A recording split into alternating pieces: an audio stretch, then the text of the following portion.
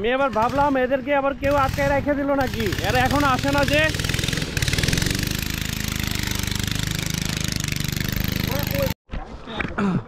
তো আমাদের হলো ট্রেকিং এর যাত্রা শুরু, এখান থেকে আমরা আসলে যাত্রা শুরু করবো। এই হলো আমাদের গ্রুপ, ঠিক আছে। আর ইনশাআল্লাহ সবাই দোয়া করবেন আমাদের জন্য, সুস্থভাবে গিয়ে যেন সুস্থভাবে ফেরত আসতে পারে, নাকি ভাই? আসসালামু আলাইকুম। এই হলো যাত্রা শুরু করে ফেললাম আমরা ট্রেকিং এর। তো কখন যে পৌঁছাবো আসলে আমরা জানি না, তো দোয়া দরখাস্ত রইলো। কি রাজীব? অবশ্যই, কারণ টেকনিকটা যথেষ্ট কষ্টসাধ্য। আর শুনেছি কষ্টের পরে নাকি মিষ্টি পাওয়া যায়। মিষ্টি পাওয়া যায়? দেখি আসলে আমাদের কষ্টের পর প্রকৃতির কি সুন্দর রূপটা আমরা উপভোগ করতে পারি এবং আপনাদেরকে দেখাতে পারি। ধন্যবাদ। দুর্গম পথ ধরে আসলে আমরা ট্রেকিং করে যাচ্ছি।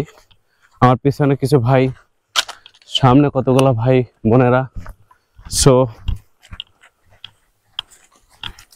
আর পিছনে তো দেখতে পাচ্ছেন কত বড় একটা বস্তা।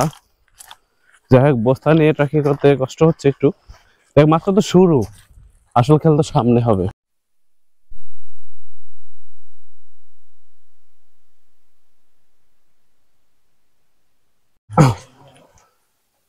তো সবাইকে স্বাগতম আবারও।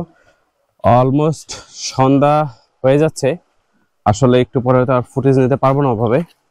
তো এই জন্য আসলে শেষ মুহূর্তে আসলে একটু সবার সামনে প্রকৃতিকে একটু তুলে ধরা।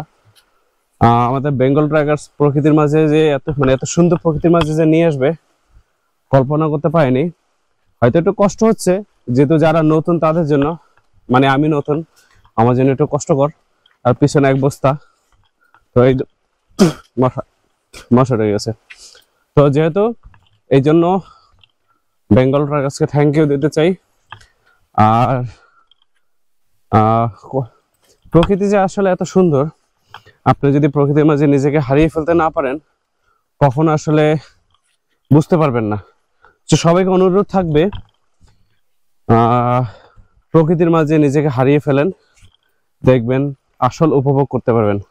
তো আজকে এই পর্যন্তই, তো বাকি কথা হবে পরের ভিডিওতে। আসসালামু আলাইকুম।